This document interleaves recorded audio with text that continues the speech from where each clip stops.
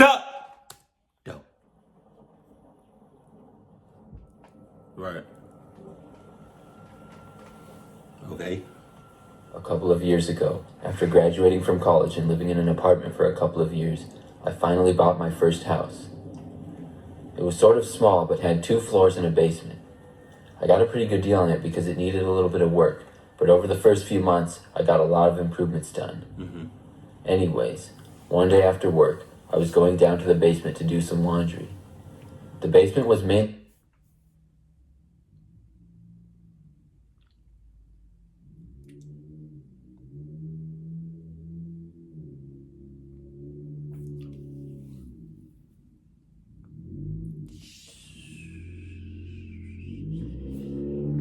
unfinished, but I did have some extra furniture and a few boxes down there.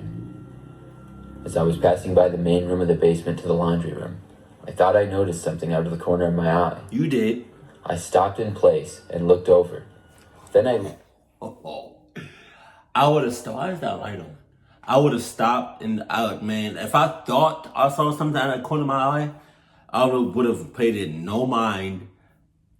Me seeing it out of my peripherals is more than enough.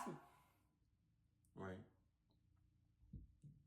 So that being said, I would have noticed it out of my peripherals and then just went nonchalantly went back upstairs and locked everything or just left the house entirely and put it back on the market.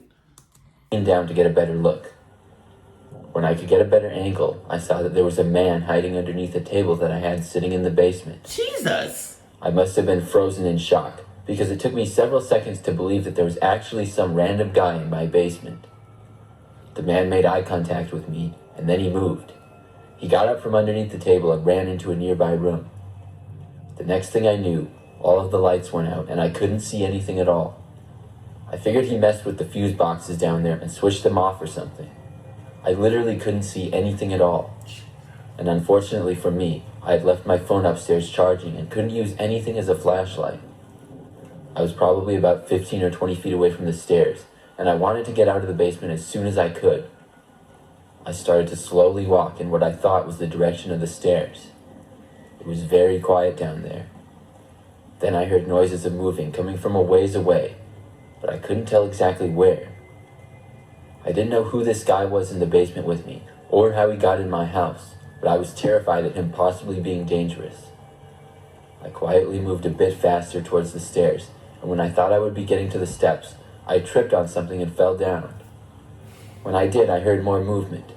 This time it sounded like the guy was closer to me. I decided to crawl to the stairs, and I constantly felt around for the steps. Soon I was able to find them, and I began crawling up the stairs on my hands and knees. At last, I felt myself reach the door to the upstairs. Then I began to stand up to open the handle. When I did, I felt my right ankle suddenly get grabbed. That's when you kick. Almighty kick. Otherwise, pain. Kick that mother clucker. You kick him and you stomp on him until there's nothing left. It's a bit dark, but I mean, hopefully you're picking up what I'm putting down. Whoever it was had grabbed my leg and pulled me back to the ground. Then we started to go back down the stairs. As this happened, I desperately kicked my legs around as fast as I could. I could feel the man grabbing at my legs and trying to get closer to me. I could feel the man grabbing at my legs, trying to pull me down. I was able to get one really good kick in, and it seemed to get him in the head. I felt his grip loosen, and I quickly kicked away and stood back up, then opened the door. I wasted no time in shutting the door behind me and running to grab my phone. Then I ran out the back door to the house and called the police. I didn't stop running until I was off of my property and in the street. The police said they would have someone there within a few minutes. I continued to move away from the house though, because I didn't want to take a chance on seeing the man again. I didn't even care if he left. When the police arrived, sure enough, the man was gone, and my front door was left open. I don't know how the man got in my house or what he was doing down there, but those were probably some of the scariest moments of my life that day. I was very careful to always lock my doors after that, and I only lived. After that, after that, you made sure you locked your doors after that. Don't even worry about that no more. Don't worry about it no more, because you should have already been on that shit. Which lets me know that you got the cluck gene, or somebody with the cluck energy or fumes was just in your presence within the 6-mile radius. Because how the hell do you forget to lock your shits? In that house for a few more months before moving.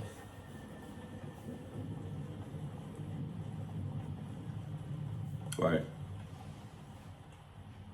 Okay.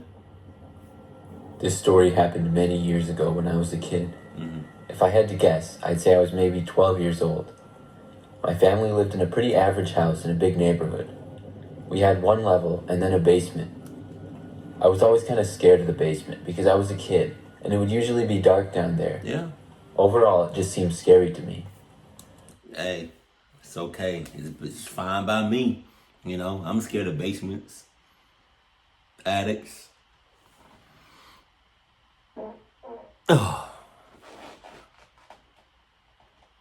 Excuse me.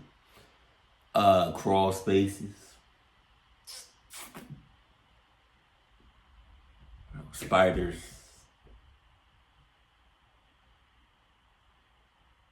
I'm scared of a lot of things. And I'm a grown ass man. It's okay to be scared.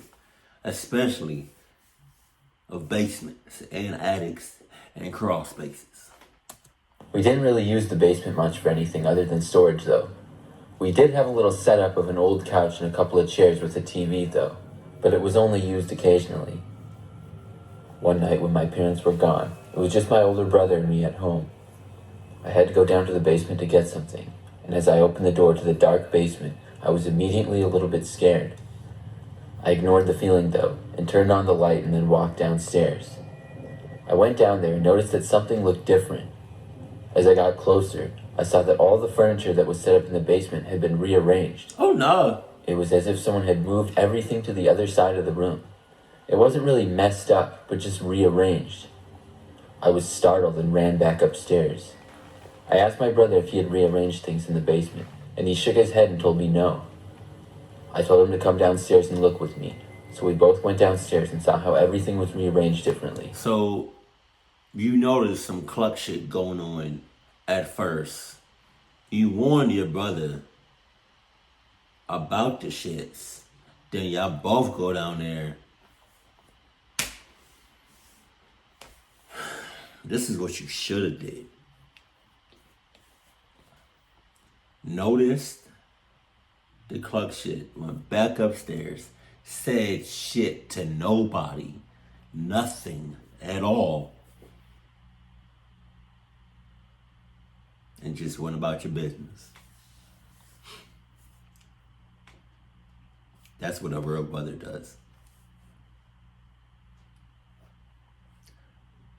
I hope y'all know when I'm joking and when I'm dead ass. Just saying. Jesus. Because I think some of y'all take everything what I say literally. And it's not. My sense of humor is very dry sometimes. I like that's my favorite type of humor. I like dry humor. But yeah. So either that, or you could have just told your brother what happened, or nothing. You couldn't even you probably could have even had said nothing at all to him, to your brother. You could have just noticed the cluck shit, went back upstairs, grabbed your brother, and then just hauled ass without no context. My brother told me that he had just been down there the day before, and it wasn't like that. We both agreed how it was really strange, but knew our parents must have done it. When they got back home later that night, we asked them, but to our surprise, they said they hadn't moved anything at all. Jesus. We all went back downstairs once again. Wow. Why do you keep going back down fucking stairs? Why do you keep going back downstairs. Your brother should have sensed a red flag or some cluck flags and did something about it. Your parents should have sensed some red flags or some cluck flags and definitely did something about it. But neither one of them did anything whatsoever. And when I say that, I meant when the older brother, I guess, told everybody before going back downstairs. When he told y'all about the cluck shit, definitely I should have did something. Anything. Instead of going back downstairs. When we did, everything was back to normal. All the furniture and everything was just how it had been before. My dad went around and looked everywhere and said everything seemed to be perfectly in place. Nothing else like that ever happened, and my family only lived there one more year before moving. Still to this day, though, I always wondered what exactly happened down there. What do you know what happened? What? I know what happened. I wasn't even there. Oh, shit, it's 3 stories. Okay, I thought it was only 2. A few years ago, when I was in high school, I used to get home and play video games almost every day. I mainly played video games in the basement, where we had a pretty big TV, and I wouldn't bother my parents who liked to watch TV upstairs when they got home from work. Our house was a split level, and our basement wasn't really below the ground. Well, I guess half of it kind of was in the front, but in the back of the house, we had a sliding glass door that opened up to the backyard. One day when I got home from school, I immediately went to the basement to play video games like always. Right away, I noticed that the sliding glass door was open just a little bit. I could feel the cool air blowing inside. I went over and shut it and immediately wondered who had left the door open, because I knew that I hadn't. Then I went to the couch and started gaming. Wow. You one of those. You are one of those. Okay. Hell nah. You just gonna let that go right over your head? Okay. All right. That's equivalent to you being, knowing like you're the only person in your house or in your apartment. You make up your bed every day before you leave the house to go to work or to go somewhere. And you come back and a part of the cover is flipped over. Fuck no. Hell no. Jesus. I'm gonna go ahead and leave that to whoever decided they wanted to do that. You can go ahead and just stay there. Cause it's not my place no more. It belongs to you. I played video games until my parents got home and called me up for dinner. I ate with them and then did homework in my room and then went to bed. I had forgotten all about the door being left open downstairs and didn't even mention it to my parents. The next day, though, when I got home from school, the door in the basement was open once again, but this time it was much wider. Wow. I also noticed that quite a few things in the basement appeared to be messed up. I got a bad feeling and ran upstairs and called my parents. Oh, yeah. They told me to call the police, so I did and then waited for them to arrive. When they got there, they searched the entire house and property, but nobody was found. It seemed there had been someone in our basement, but they had left that morning. I was glad they were gone, but it was really creepy to realize that whoever was in our basement was likely in our house with us all night. But they're not gone. How do you know? Just because they left the scene when the cops showed up, don't mean that they left for good. That don't mean nothing at all. They probably still lurking around. You know? They probably still hella close. So I don't want to hear that. The chances of you all getting clucked up is pretty high. Just saying. So, with that being said,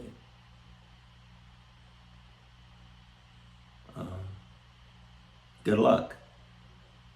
because you are one clucked, naive, clucked, dumbass person.